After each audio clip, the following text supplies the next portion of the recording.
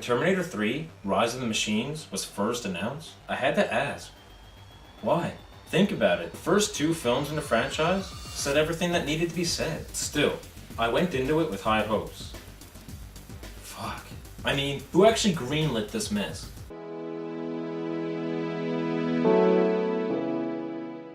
Apparently, even after Sarah destroyed Skynet, it still exists. Rebuilt from the ground up, Skynet is back, and this time, they've sent a new Terminator, called the TX, back in time, to eliminate every important leader of John Connor's resistance. Another Terminator is sent back to protect John and his resistance leaders. And of course, he looks just like the previous 2. Apparently, it wasn't dogs that sniffed out the Terminators, it was the fact that Skynet made each one look exactly alike. Oh, and the explanation on how Skynet still exists? Cyberdyne Systems patents are bought by the US government. What? No explanation of how the government has the exact same technology, better actually, how anything was created. It's a complete mess that forces you to speculate a little too often. And by choosing the paths the story did, Terminator 3 undoes everything that T2 did. Oh, and the character development? Non-existent. The Terminator is boring, John Connor's a pussy, and the veterinarian is completely unrealistic, as she reacts to situations the opposite way a human would. And guess what? All 3 are exactly the same by the end of the movie.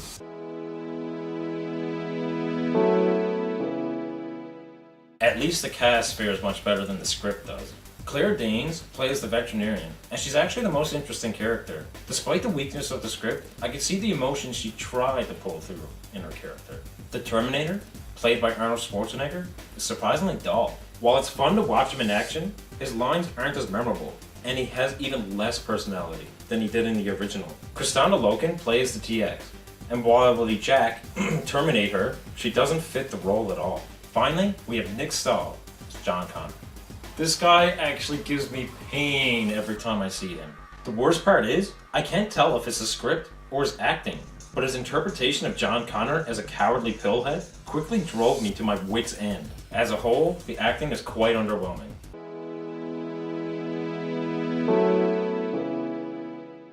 The picture quality is what really shines here. There was little grain, decent CGI, and several quality effects that add to the action feel. They're not groundbreaking, but Terminator 3 is quite pretty. On the other hand, one thing I noticed about the first 2 movies is that they're really dark and gritty. Here, everything is bright and colorful, and it really upsets the tone.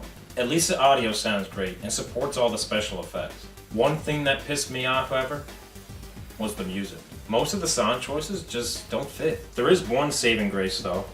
The main theme has been rearranged and extended to make it even more epic in sound. Composed by Marco Beltrami, it's one of the few factors in Terminator 3's favor.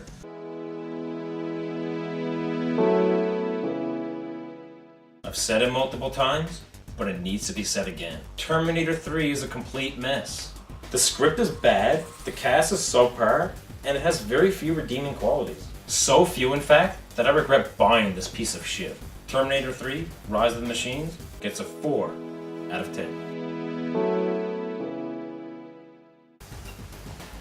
Wait, 10 out of 10! 10 out of 10!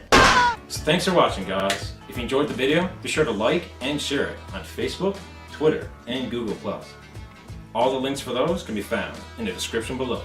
Also, don't forget to subscribe by hitting that big button over there. And while you're at it, why not click that email checkbox so that our videos don't get buried with all the other channels you're subscribed to. I'm Zack. And I'm Kyle. And we're Battlefront Productions. Really? You mean the subscribe button bigger than us? Well, it is prettier than us.